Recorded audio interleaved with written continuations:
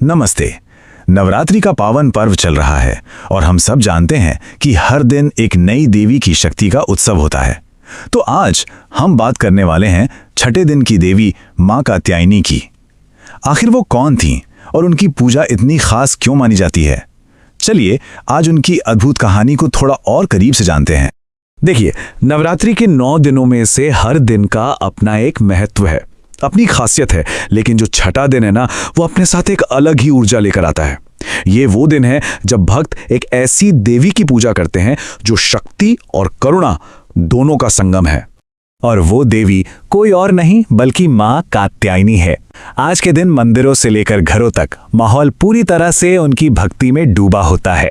लेकिन पता है, उनकी कहानी सिर्फ पूजा पाठ तक ही सीमित नहीं है। नहीं, ये तो साहस और एक मजबूत इरादे की कहानी है।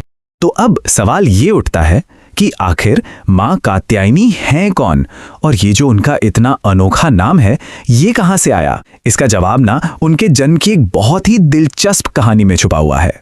असल में उनका नाम ही उनकी पूरी पहचान बता देता है। कात्यायनी का सीधा सा मतलब है कात्यायन की बेटी।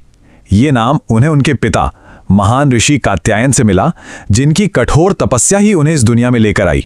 पौराणिक कथाओं में आता है कि महर्षि कात्यायन ने मां दुर्गा की बहुत घोर तपस्या की थी। उनकी बस एक ही इच्छा थी कि देवी मां उनकी बेटी के रूप में जन्म ले। और उनके इस सच्ची भक्ति को देखकर देवी प्रसन्न हुई और उन्होंने उनकी ये इच्छा पूरी की। उन्होंने कात्यायनी के रूप में जन्म लिया। अच्छा, तो ये तो हुई उनके जन्म की दिव्य कहानी। पर असल में मां कात्यायनी किस चीज का प्रतीक है? मतलब वो हमें सिखाती क्या है? मां कात्यायनी को मुख्य रूप से 3 शक्तिशाली गुणों का प्रतीक माना जाता है।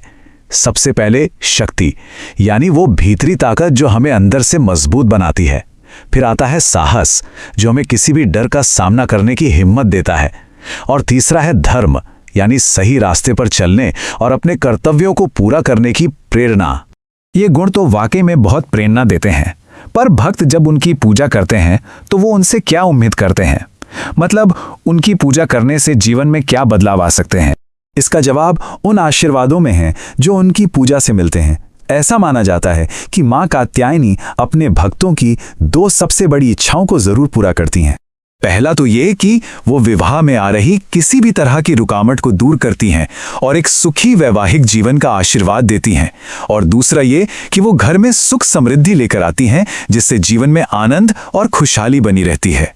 तो कुल मिलाकर देखें तो मां कात्यायनी उस दिव्य शक्ति का प्रतीक है जो बुराई पर अच्छाई की जीत को दर्शाती है।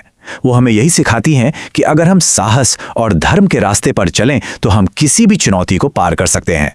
तो अंत में एक सवाल हम सब खुद से पूछ सकते हैं, अगर मां कात्यायनी हमें साहस का इतना बड़ा पाठ पढ़ाती हैं, तो साहस को हम अपने जीवन की मुश्किलों से लड़ने के लिए कैसे इस्तेमाल कर सकते हैं? इस नवरात्रि चलिए इस पर थोड़ा विचार करते हैं।